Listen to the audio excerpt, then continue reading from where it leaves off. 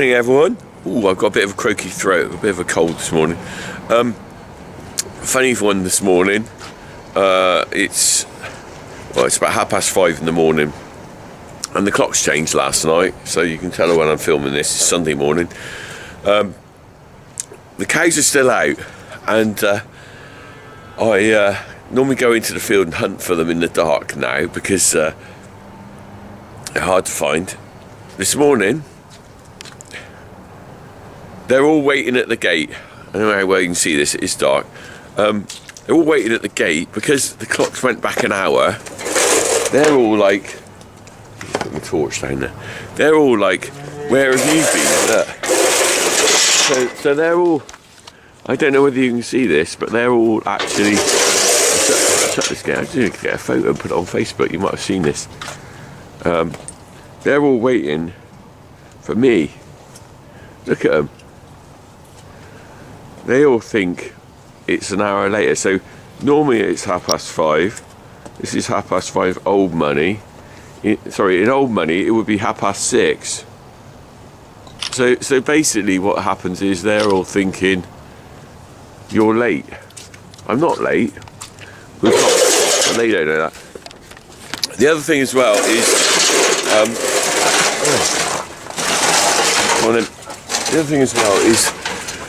because it's getting cold and wet and stuff, I left the cubicles open for them last night because I thought, do you know what, they might actually prefer to go into the shed for the night, but they haven't. Not one, as far as I can tell, not one of them has gone into the cubicles.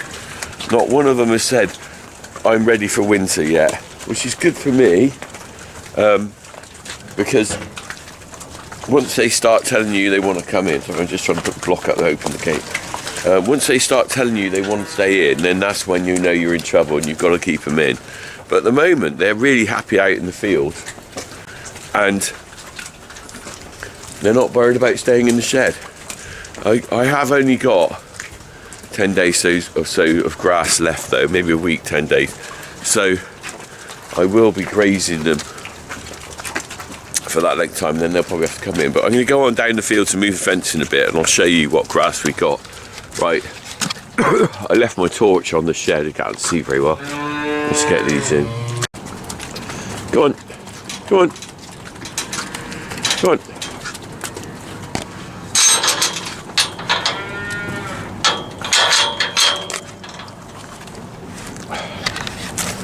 Ooh, let's put my spooky Halloween head on. Ooh, oh look at that, it's quite spooky, isn't it? Yeah, right, well, it's dark. It's a bit damp and horrible. The cows are still in. No, they're not. They're still out. The cows are still out. Blah, blah, blah, blah, blah. The cows are still out. But for how much longer, I don't know. I'm going to go and do a bit of milk, and then we're going to get down the fields, and we'll go and see what we got left to feed them. All right, crack on. There we go. Well, I'm back down the field now. Just moving the fence. As you saw earlier, I've still got cows out, which is pretty good for this time of year. Now that's going to be dependent on two things really, isn't it? Firstly, whether I run out of grass. Sorry, I'm just moving the fence here. While I talk to you, I am actually working, which is always the best way of making a video because it doesn't take up my time then. Look at that, the sun is just coming up over there. Well, not really actually. Might be another 10 minutes, we might get a bit of a sunrise. Yeah, so the cows being out depend on two things really. Firstly, how much rain I get, because I'm thinking if it stays dry enough, you see, I can actually probably just let them out for a few hours in the day, even if the grass is gone, and then I could just I might buffer feed a few round bales if they're low on grass, because I'd rather keep them out. Loads less work for me, but you know, if it gets wet, they're gonna have to come in. The second thing is as well the amount of grass I've got. Now you can just see behind me, I don't know if you can really see that, it's not very light yet. They've eaten that, stripped it down bare. But if I spin around, I'll be able to have a better look when it's a bit lighter. Come on son, get up. I've got some lovely grass still. This is lovely green grass. It's not particularly thick, but if I give them a big enough section, they're really happy on it. Because the grass came back after the drought we had. The grass came back almost like spring grass. It was definitely, someone else commented, an old boy farmer did comment that after 1976 drought, the grass came back in September, a bit like the spring, and it's done that again here. It's incredible how the grass recovered very quickly. So I'll just show you what I'm doing as I'm talking to you. Look, I'm walking along here and I'm unhooking the wire because I am moving the fence onto the new section of grass for them today. Yeah, so the grass is like spring grass, the bits I've got, but what I'm doing now is the cows are eating their way around the farm. These lower fields, you know, the fields that flooded last year, well, I grazed them last week because I'm not risking leaving them till later in the grazing pattern and finding them flood again, because that was a disaster last year. We left the grass in the field because we couldn't get cows on it. So we're eating our way around the farm, but I think I'm going to run out of grass within about a week. I will run out of new strip grazed areas of grass, and then it'll just be a case of them going out and maybe picking a bit of grass until they really tell me they don't want to go out. Because what will happen is there will be a point where either the rain will come so bad that they can't go out, or they'll just go out for an hour and then they'll be back at the gate saying let me in, which I don't really want. You know, that's the point where you just go, right, okay, I'm bringing them in now. But we're doing well, you know. It's considering the bloody awful summer we've had and the amount of money we've spent buying silage in, we have gained a few days or even a week by just having them out here. Right, I'll talk to you in a minute when I've just undone this wire. Oh, it's starting to rain now. Look, I talked about the rain. It's flipping raining now. Oh, the grey clouds of doom. Look at that. Sunrise coming up over there.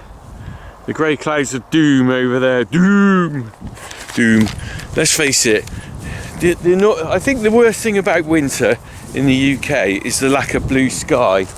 I mean, I don't know what you guys think, but I find that if you get a blue sky day in winter, it just lifts your spirits. But we get so much grey in this country, don't we? You know, from about November till about April, we're talking most days. Actually, I might even do that. Write a little chart down of how many blue sky days we get in the whole of the 6-month period there. Because it changes how you feel, doesn't it? It does with me. A blue sky day, you know, if you're in Spain, you get blue sky days every day, aren't you? Whereas in this country in winter we don't do many blue sky days. The sun is coming up. Right, just sort of say on this video, thank you to everyone who's bought Funky Farmer calendars this year. There we go. I'm just moving the fence while I talk to you. As you well know, I plug the Funky Farmer calendar every year. Ooh. I'm trying to do this one-handed, it's not easy. And they sell really well, and there might be a few left if you're watching this video. Have a look. If you haven't got a Funky Farmer calendar, think about buying one. I don't ever ask for subscriptions to the channel. I don't do GoFundMes and all that stuff. And I can't put my milk price up. Muller like dropping that all the time. But if you want to buy a Funky Farmer calendar, it will support me as a small family farmer, and you get something in return, which is what I like doing. If I, you know, want someone to support me, I think it's your way of doing it without actually just giving me some cash, which I'd never ask for. But you buy a calendar, you get something in return, and I make a few quid, so that everyone's happy, aren't they? But I just wanted to say thank you to everyone who bought one, because it's a kind of weird thing. I look at every envelope, because when you buy a calendar, I stick it in an envelope, and I write the address label, and I write crack on the back of the envelope, and I take that to the post office, where my local postmaster I've known for years, he posts it out. He's a lovely chap. But I take that to the post office and I think to myself, who are these people? It's, you know, and I read every address, and some of them go abroad and some of them stay in the UK. But I wonder about everyone's life, you know, because obviously whoever's bought them, they follow me. So they know me. How weird is this? They know me and I don't know who you are. When I send that envelope out, I wonder what your life's like. I wonder about the person. I wonder if they're having a good day or what their life's turning into. And it is a funny thing because this year I'm hoping to sell 500 calendars. I think I've got about 70 left.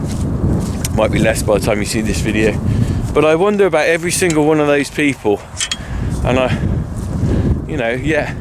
those people have all obviously watched me and know more about my life than I probably know about me. Funny, isn't it? It's a funny old game on this YouTube, isn't it? People feel like they know me, and they probably do. Anyway, thank you for everyone who has bought a calendar, and if you want to buy one, go on my website, richardcornock.co.uk/shop, and you can get yourself a Funky Farmer calendar with pictures taken by me. There is a blue sky day picture on there actually from the winter, a snowy tree which was taken just over there. I could take you to the tree, but I'm not going to today. In fact, you know, it is funny, I've done 5 calendars now. It's my 5th year of calendars, and it is funny, I sort of, every single picture in there, I know the location. For everyone else, like if they see a tractor in a field, it's just a tractor in the field. But if I look at that tractor in the field, I can tell you just from looking at the bit of hedge behind or the piece of ground, I can tell you exactly where that photo was taken, even if it was taken 10 years ago. Funny, isn't it? Anyway, right, I'm gonna get on. We'll see the cows out here later. All right, I'm getting a bit cold. I want a coffee. I need some toast. How about that? But the sun is coming up. Come on, look. Let's have a look when... Ooh, quite nice though, isn't it? Right, I'm going to get on and do this. We'll have a look at the end. Maybe the sun will be up to... get a nice photo. Well, the sun's nearly up. I've moved the fence and we've got the last vestiges of a rainbow. Oh, it's gone there. Just a bit there, look. There was a complete rainbow there until I turned the camera on, isn't it? It's just typical, isn't it? Right, got to move the fence. Of course, I'm going to have to turn this off because I can't carry it one-handed. Right, be back in a minute.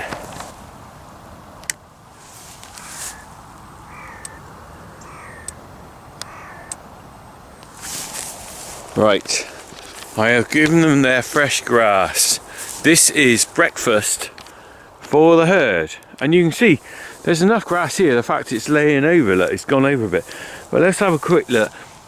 I said to you it's a bit more light now. You can see it's like spring grass, very tasty. I mean, nutritionally the grass in this time of year isn't as good as spring grass, but I've not noticed a milk drop off on this grass, so I'm quite pleased about that. I'm giving a bit extra cake in the parlour, and they're very happy to be out here. So I'm just looking out here. Seagulls, look, they're off. A lot of seagulls around at the moment, but I suppose people are flat ploughing and stuff, maybe. And you can see out there, you can see the nettles I sprayed off the other day with a knapsack sprayer. A bit late for spraying, but I'm sort of trying to get them before the spring, because if I get them now, they won't regenerate in the spring. Hopefully, that's the theory. Right, sunset is taking its time. It's almost like it's gone back to bed. How about that? It was, look, sunset, I mean not sunset, sunrise. Look, it was nearly up earlier. Now it seems to have been like pulling the duvet back over itself, going, oh, do you know what? I think I'll stay in for another 10 minutes. I think it's because of the cloud cover over there. You know, do you know that those mornings where you think, oh, it's Saturday or Sunday morning if you're not getting up? You think to yourself, do you know what? Just give me another 10 minutes. Give me another 10 minutes in bed. And that's what the sun's done today. Can't blame it really, it's a bit nippy now, isn't it? Don't know about you, I find it harder to get up in the winter. Easier to jump out of bed in the summer, even if it's sort of 5:30 in the morning, because the sun's up and you're like, oh, do you know what? There's nothing nicer, I think, in the summer than opening the door, farmhouse door at say 5:30 in the morning and the sun's already up and you just walk out into a normal day. It's a lot harder now with winter coming, opening the farmhouse door and just it's chucking it down with rain at 5:30 and you think, oh. It is a lot harder. Anyone who works outside knows what I'm talking about. It's a lot harder in winter. Right, I'm going to let the cows down on here. We'll check them later. I'll show you what they're like in the daytime when it's a nicer bit of time. But we'll have a look. Let's go and get them. Brum, brum, brum. Went the Land Rover. Not much of a sunrise to report on. All right, girls. Off you go. You go on down to the grass. I'll see you in a bit. All right.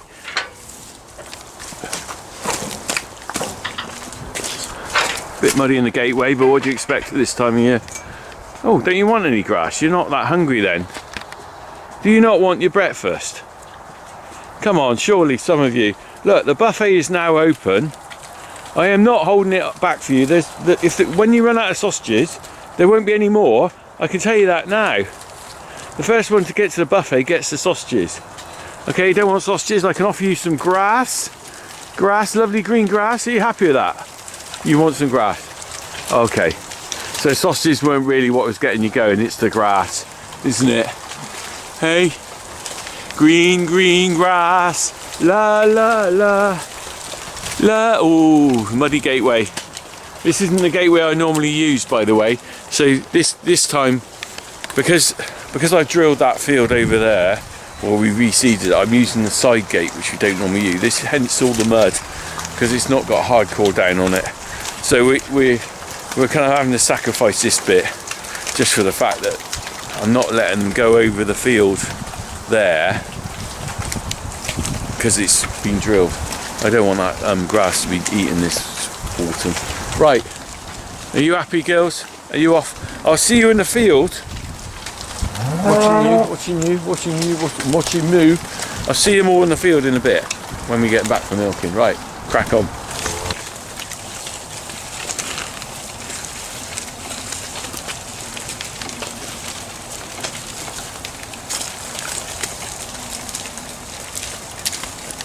Right, I'm back. Finished the milking. Got a bit of time before we go and get the cows up, and I'm doing another little project. I just love daffodils, and I have just bought 10 kgs of daffodils. Look, here we are. There's a bag, 10 kgs of daffodils. They came from these guys. I found them online. Boston Seeds. They were about the best value daffodil bulbs I could find in the mail. 10 kilograms. I can't remember what I paid for them. It might be 20 quid or something. But every year for the last 4 years I've been putting daffodils out on the corner of the road, just out on the bend where the farm entrance is. Primarily because A, I love daffodils and they mean spring's here, but B, it's kind of like, do you know what, it's nice to put something back for people who live in the area, and I can just do that with a few quid spent every year. So I'm not going to film me planting the entire bag of 10 kgs of, look at them, they're on here. Narcissus Carlton. Best before end of January 2026. Well, the thing about that, that's probably when they've got to be in the ground, because they are actually, I just noticed they're starting to shoot already here. Some fibres there. But they go on forever, don't they? If you plant daffodil bulbs, this is why I like doing it. They just last forever. So I'm going to put some of these in the ground now, just for happy days in the spring. There we go, let's just have a quick delve in here. Look. That is 10 kgs of daffodil bulbs, so I'm going to put them in this bucket. But we've got a hell of a lot of daffodil bulbs to plant. Drop one as well. look at that. So these, I think in theory, are all the same. They're not a mixed bag. Sometimes I've had a mixed bag, but these are all just the yellow ones. But you see some of them, like that one there, it's probably no good. It's all gone squishy. You don't want to leave them too late in the bag. I think these have probably been in here. Oh, I've had them a few weeks. They need planting now. I'm out on the corner now. It is a blooming busy road. It's only Sunday, but it's still busy. There's some traffic now. I gotta be careful. That's the corner I'm planting on there. Look. And basically, in the last 4 years, I've put bulbs all the way across there. It's the last time I'm going to do it. It's because they're sort of pretty established now, but they need a few more in. I'm going to pop these in here. Quick spade hole, dump them in the ground, job done. So I'll probably put 2 in each hole, so being a bit lazy. Quick shovel, break up the ground. Right. There they go, in the hole, buried, ready for next spring. Right, I'm going to carry on doing these. I think everyone's got to do their little bit for where they live and their community and everything. You know what?